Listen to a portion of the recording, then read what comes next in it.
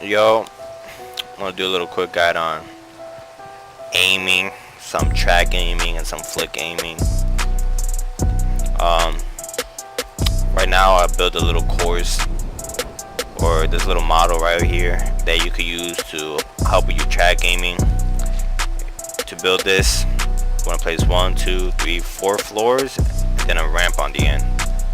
And you want to connect or put a bounce pad or whatever you call these on the corners. So if you do that, you would just bounce around like this. And what you want to do is just look at the middle of this and try to keep your aim there. And what you could do to make it a little more precise, edit these corners. There you got a little target.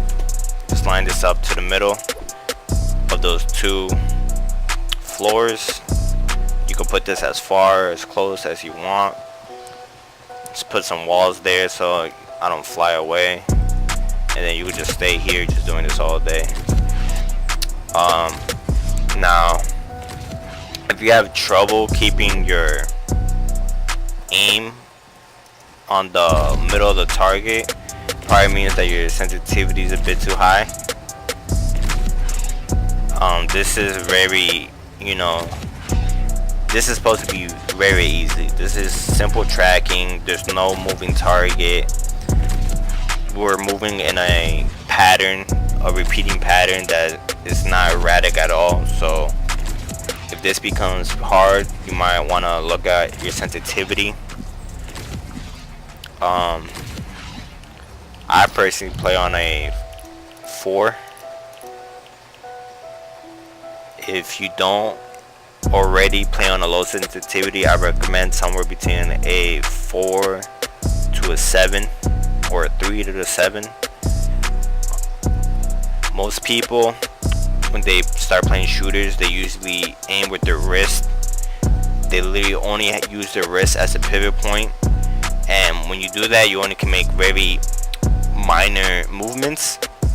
So to compensate, people play on really high sensitivity so they can turn and do all these movements. But if you want to make very minor movements, they're not allowed to because their sensitivity is too high, and then they start skipping pixels, which is not optimal. What you do want to do is put your forearm on the table or your desk, and you want to start using your elbow and shoulder as pivot points to move. So if you want to make a quick erratic movement or whatever, you just flick your whole arm across your desk or your mouse pad and you can make your movements.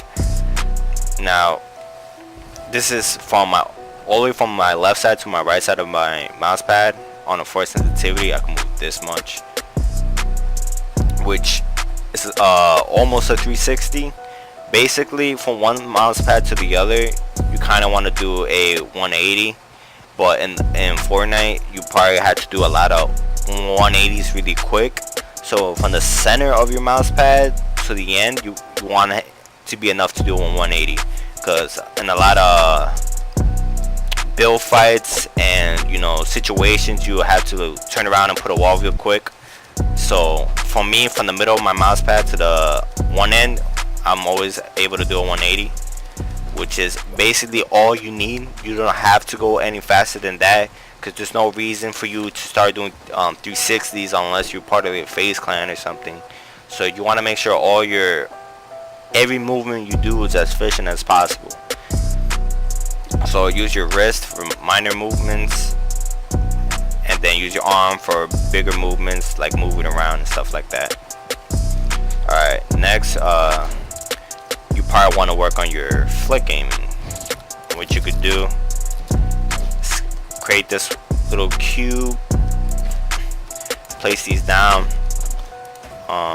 You want to get yourself a pistol. You do this with a Magnum, but I believe they removed that from the game, or I don't know. I haven't checked the update yet, but I couldn't find one, so I'm just using a regular pistol for now. So what you want to do is pick any two objects. So let's say this wall and this wall, and in between it, just flick to one end to the other. And then you could pick another two, maybe this one to this one, so it's even bigger movements and they're probably gonna be harder. You maybe want to jump real quick to simulate like a shotgun.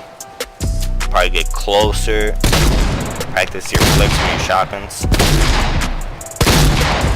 And you know, these are non-moving targets, so if you can't do this, you're probably not gonna be able to do it in the game.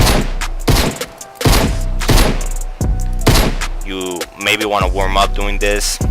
If you really do want to work on your aim, I recommend landing and tilted every game and just trying to slay out, because you got to remember that these games like this is every situation is different, and the only way you could get better at them is being in that situation so many times that you know what to do the next time you're in it.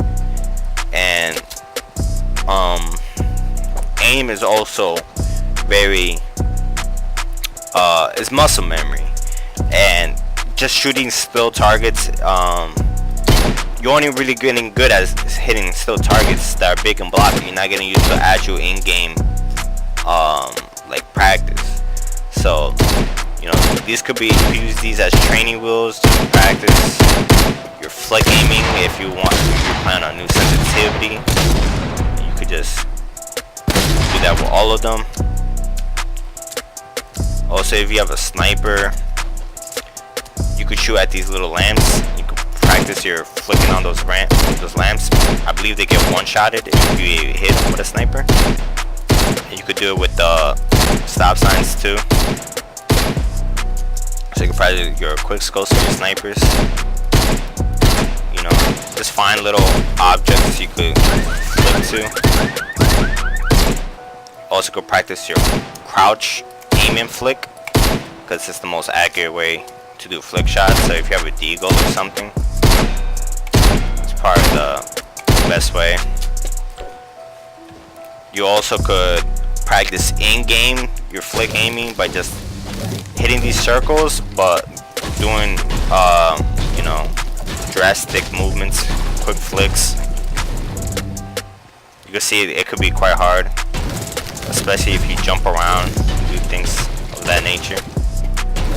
So you know, trying to find any moment to practice your aim is a good idea, and you might want to do these, you know, little warm-ups if you're playing on a new sense. So yeah, hope this helps.